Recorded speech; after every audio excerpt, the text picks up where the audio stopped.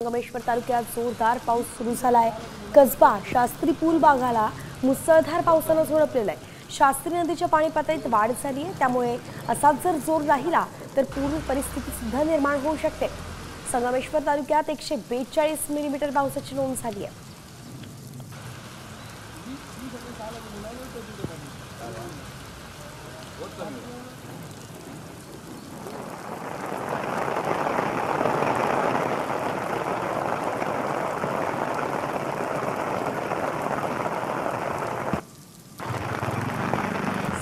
संगमेश्वरमध्ये पडलेल्या मुसळधार पावसामुळे सोनवी नदीला जे पूर आलेला आहे आणि या पुराचं पाणी संगमेश्वरमधल्या रामपेठ बाजारपेठेमध्ये शिरलेलं आहे। आपण सध्या उभे आहोत ते रामपेठ बाजारपेठेमध्ये आणि या ठिकाणी आठवडा बाजार भरतो आणि याच परिसरामध्ये हे पाणी शिरलेलं आहे। आपण बघू शकता की अनेक दुकानं ही अर्धी पाण्याखाली गेलेली आहेत आणि याच बाजूला ही सोनवी नदी आहे।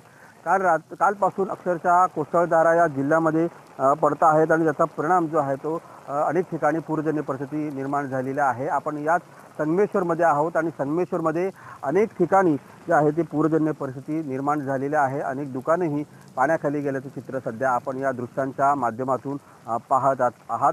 आज रत्नागिरी जिल्ह्याला ऑरेंज अलर्टचा इशारा देण्यात आलेला आहे आणि मुसळधार पाऊस पडेल असं देखील हवामान खात्यानं म्हटलेलं आहे। त्यामुळे नदीकाठच्या गावांना सतर्कतेचा इशारा दिलेला आहे। संगमेश्वरमध्ये पडलेला मुसळधार पाऊस त्याचा परिणाम असा झाला आहे की सोनवी नदी आणि शास्त्री नदी या नद्यांचा जो संगम आहे या भागामध्ये पूरजन्य परिस्थिती निर्माण झालेली आहे आणि अनेक दुकानंही पाण्याखाली गेल्याचं चित्र सध्या या परिसरामध्ये निर्माण झालेलं आहे। नदीकाठची जी गावं आहेत त्या नदीकाठच्या गावांना अलर्टचा इशारा देण्यात आलेला आहे।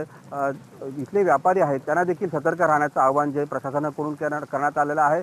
संगमेश्वरमधले काही रस्ते देखील या ठिकाणी बंद करण्यात आलेले वाहतुकीसाठी बंद करण्यात आलेले आहेत। अमोल काले, साम टीव्ही, रत्नागिरी। आता isakal.com आहे देशातील नंबर 1 ची मराठी न्यूज वेबसाईट। प्रत्येक अपडेटसाठी isakal.com ला नक्की भेट द्या।